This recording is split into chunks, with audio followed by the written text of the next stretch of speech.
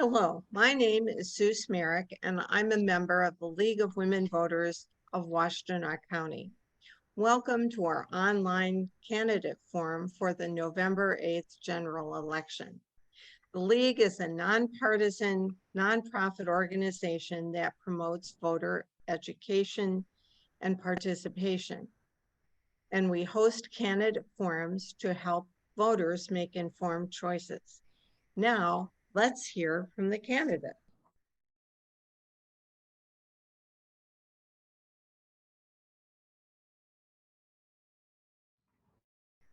Good evening. My name is Jeff Smerick, and I will moderate the forum tonight.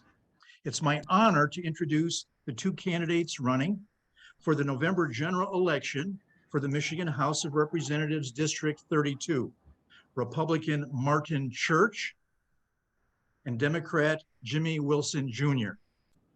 Welcome and thank you, candidates, for participating in this forum. We're now ready for our opening statements, and so may we have your opening statement, Mr. Church? I'm Martin Church, and I'm running for the state house for the 32nd district Ypsilanti community. And I'm looking for people to support me, and hopefully I present to you what you're looking for in a representative. I'm going to tell you the truth. I'm not a great politician. All I can do is tell you what I believe and how I think it should happen. And that's all I have for you. Thank you very much, Mr. Church. And now, Mr. Wilson, may we have your opening statement? Yes, thank you. I'm Jimmie Wilson Jr., running for the State House 32nd District. Graduated from the Michigan Institute of Aviation and Technology with an airplane mechanic license. Ended up going into renewable energy, working for Siemens Energy, building wind turbines from the ground up. Transitioned into working at Fort Rossonville, where I'm currently at here in Ypsilanti, where we're building hybrid batteries and all electric batteries. I'm currently an electrician there at the plant, and also an elected trustee on the executive board for UAW Local 898. Quickly learned if you're going to be a union activist, you probably also need to be a political activist. Started getting involved in my community, ran for Ypsilanti Township trustee in 2016 and was elected into local government, re-elected in 2020.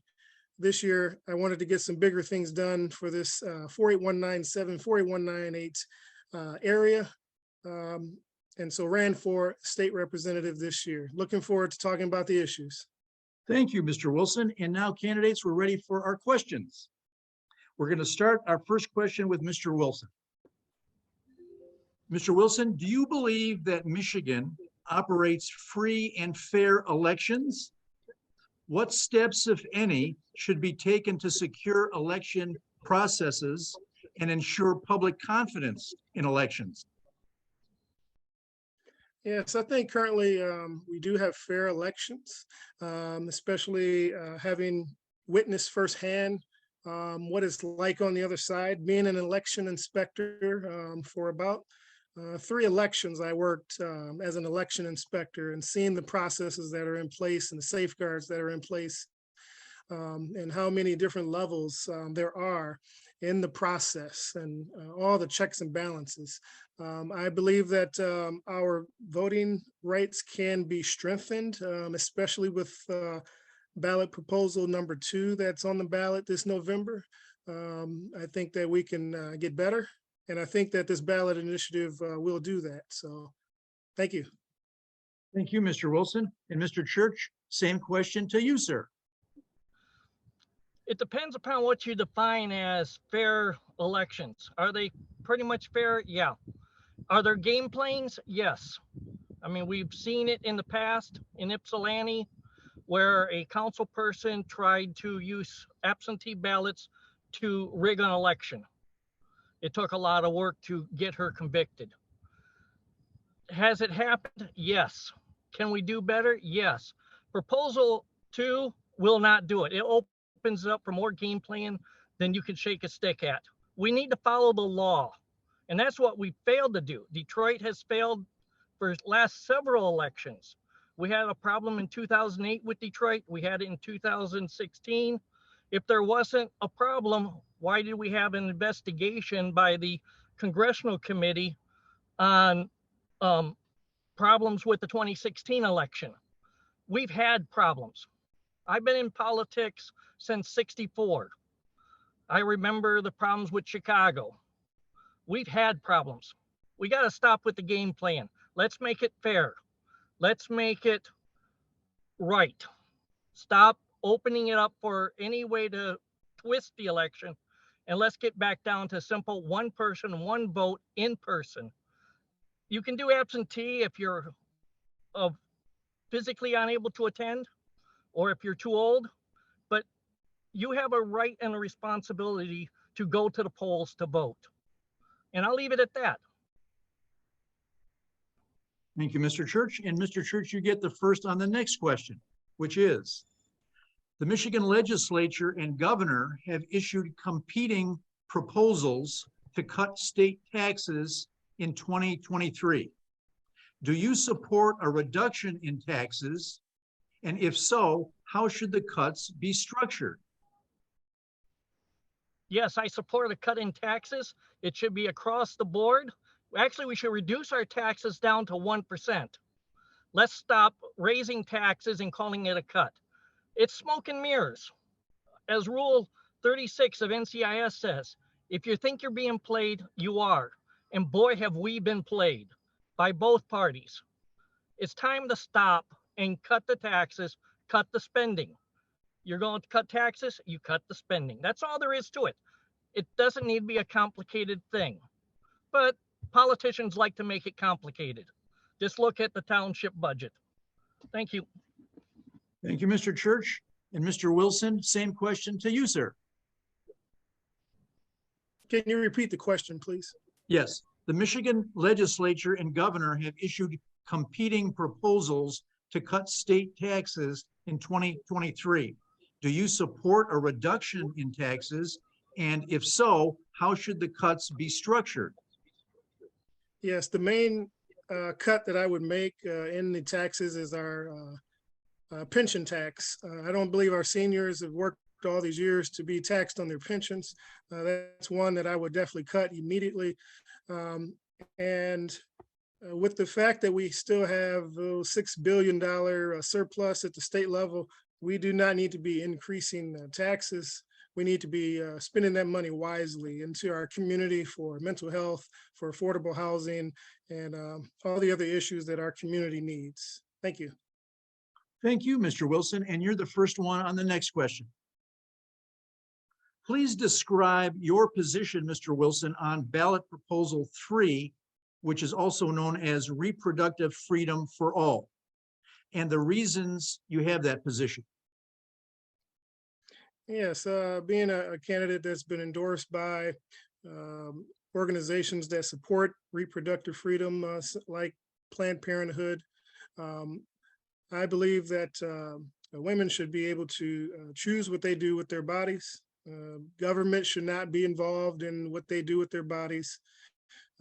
I've been pro-choice my whole life.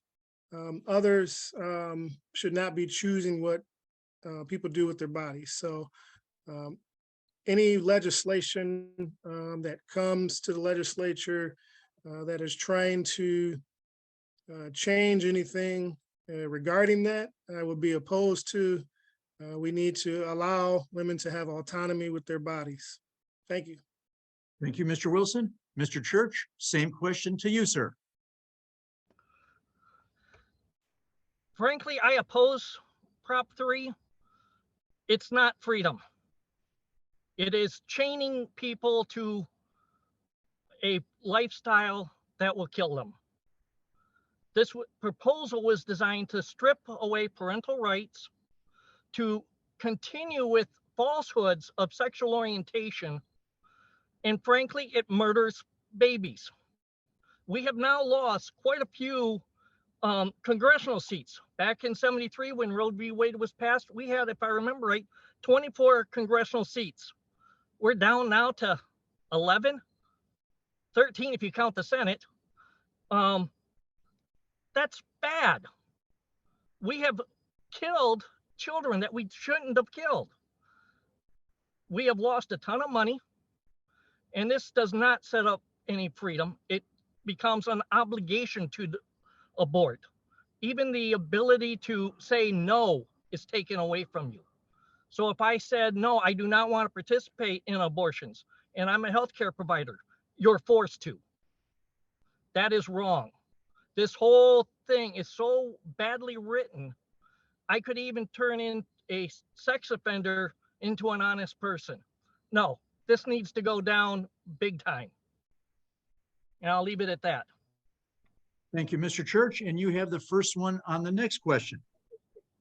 Michigan is known as the Great Lakes state, of course. However, despite existing state and federal environmental laws, the quality of our waters is threatened by industrial accidents and agricultural activity. Are there specific steps which should be taken to protect Michigan waters? And can these be taken within the existing regulatory structure?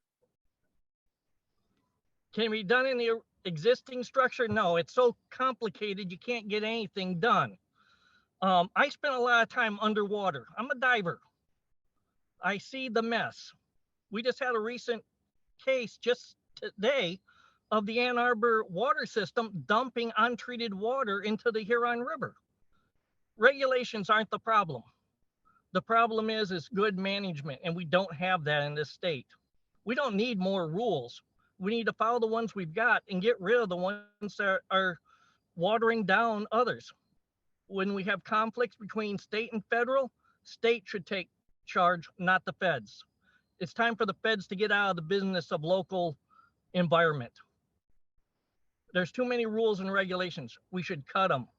And let's bring it back to the local community and get it out of the hands of the feds. You want something messed up, let Congress and the feds do it, and you'll get it messed up every time. That's it. Thank you, Mr. Church. And Mr. Wilson, same question to you, sir. Thank you. I believe everyone deserves to have clean, safe water coming into their homes. We still have areas in this state that have lead in the pipes. We need to get the lead out the pipes and upgrade existing infrastructure. We already have bills that have been introduced, but unfortunately, Republican colleagues have chosen not to push this through, which is polluters should be penalized. We should not have to use the taxpayer dollars to clean up what a company has done. That company should be penalized and clean up what they have messed up. So we need to secure funding for cleanup of local pollution as well, invest into clean, renewable energy, champion the restoration and preservation of our parks and natural habitats. And a complete environmental justice mindset needs to be had by the legislature. Thank you. Thank you, Mr. Wilson. And you're the first one on the next question. A report issued this month by the Urban Institute predicts that by the year 2030, Michigan's population will decrease 5%, while total United States population will increase 16%. The same report states that Michigan's per capita income and college education rates are below the national average, and our poverty rate is above the national average. What strategies should the Michigan government be implementing to address these indicators of decline? Thank you. We have a lot of companies that have chosen not to come to Michigan. We have a lot of people who have moved out of Michigan because one reason, we do not have public transit in the fashion that we need. We need mass transit in a more regional transit way. We need to really invest into that.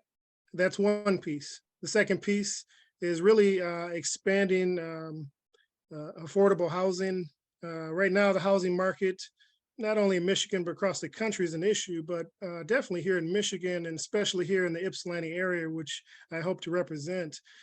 We need to invest into housing to keep people in their homes. Education used to be top in the country, top 10.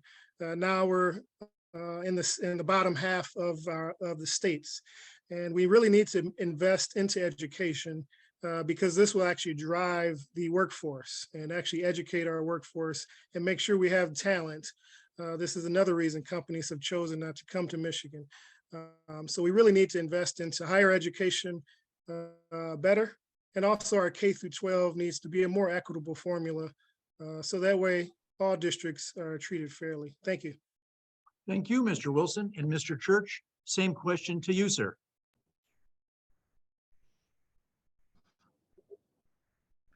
We've been losing people like crazy, and it's mostly because of bad management. Between our governor and our state legislature, we've raised taxes to the point where it's no longer affordable. We need to change the direction we're going in, and that includes cutting the taxes to make it more fair. We need to change the direction that we've been going in. Stop with the rules and regulations, enforce the laws we've got. Stop trying to play games. Return education to parents. Stop trying to become all in all. I lost a son over to Colorado because they have jobs there that he participates in. He has a bachelor's degree in computer engineering. He designs microchips. We don't have that here. We have users of microchips, but nobody designs it. Why? They want to go where the taxes are cheap, where government's not getting in the way. Let's get government out of the way, shut down the legislature to a part-time, and get back to reality. And that's it. Thank you, Mr. Church. And now we're going to have our last question for this evening. And Mr. Church, you will get the first go at this last question. The state of Michigan's 2023 budget includes $750 million for severely underfunded municipal pension plans. Nevertheless, the pension plans of many local governments will continue to be substantially underfunded. How should this problem be addressed, and should local governments be required to reform their retirement systems as a condition of receiving state relief? We have relied so heavily on the use of debt to fund everything. We have to get back to doing a budget. And that means you put all of your debts on one side, all of your income on the other, subtract the debt from the income, and what you have left is what you have left to spend. Instead, we borrow money. We have a governor who decided to spend $10 billion on roads and wouldn't tell us where we're getting the funds from. That was a debt we should not have occurred, but we ended up incurring it because there was no plan for maintenance.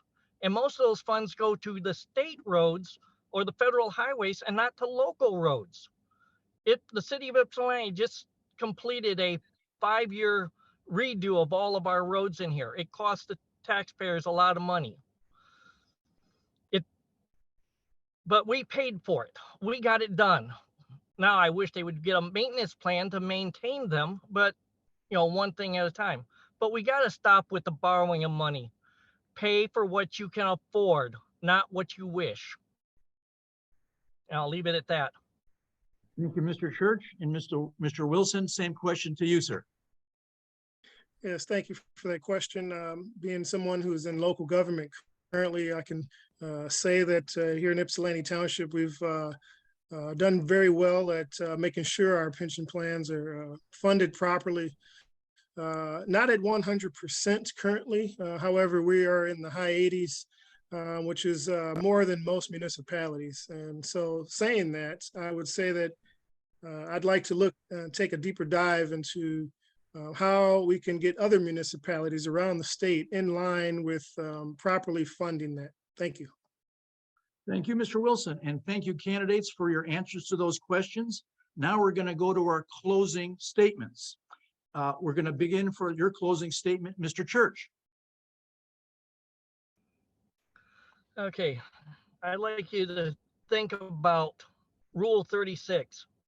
If you think you're being played, you have been. And frankly, the state has been playing us like a bunch of fools.